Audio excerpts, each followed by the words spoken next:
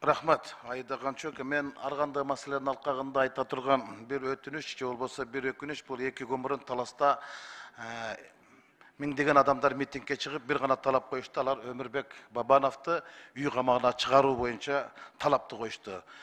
Мен ушул мамлекеттик комиссиянын мүчөсү катары Кумтөр окуясы боюнча болуп жаткан акыркы камоолор боюнча өзүмдүн калыс пикиримди айтпасам, калк кечирбейт, таамай сөзүмдү айтпасам, тарых кечирбейт. Эми Кумтөр боюнча кылымдын кылмышы болгон өкмөттөр боюнча эки гана келишим негиз болгон, эки гана адам күнөөлүү деп эсептеймин. Бул бири 2003 жылкы келишим Аскар Акаев, анан 2009 жылкы келишимди Курманбек Бакиев.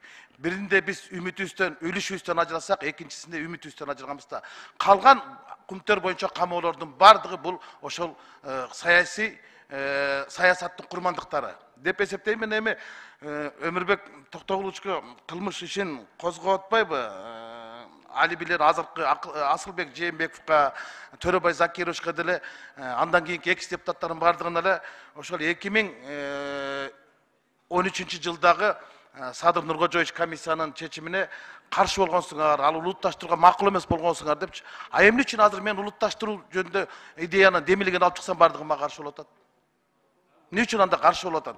Мына менин колумда мамлекеттик комиссиянын корутундусу 800 беттен турат. Ошол 800 беттин бир дагы бетинде Бабанов деген сөз жок.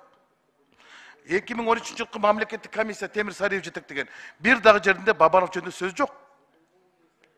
Анан эмне үчүн аларды азыр абакка салып салды да. Эми чын-чынына келгенде, эгер Кумтөр менен чыныгы акыйкат иликтөө боло турган болсо, акыйкат саясат тура турган болсо, анда 2003-2009 менен башташ керек болчу. А келип эле бер жакта баштап атпайбы? Мунун бардыгы мен айтам тарыхты бурмалоо болуп эсептелет. Эми Өмүрбек Токтогуловичту мен жакшы билем. Биз партиялаш болбосок дагы жеңилин айтсам жердеш болобуз. Анын бизнеске кандай келгенин тетиги Бакирдин Жамалович билет, саясатка келген мен жакшы билем. 4 жолку чакырылыштын депутат болгон. Анан ага азыр Кумтөр боюнча койгон айып бул жанагы кесиптешим Каныбек Капаш айткандай эле крокодилди талас суусунан издеп атат да.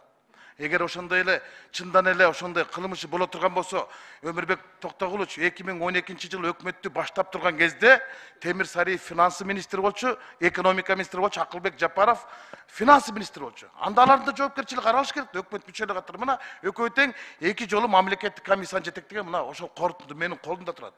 Анан кийин бул жерде мен мамлекеттик комиссиянын мүчөсү катары, мен күбө катары отурам, бул жерде чоң саясат. Мына кече Америкадан утулдук. Эгер чындан эле боло турган болсок, анда улутташтырышыбыз керек. Арбитраж соттон утулсак утулабыз, бирок аферисттерден кутулабыз деп. А бирок калганын бардыгы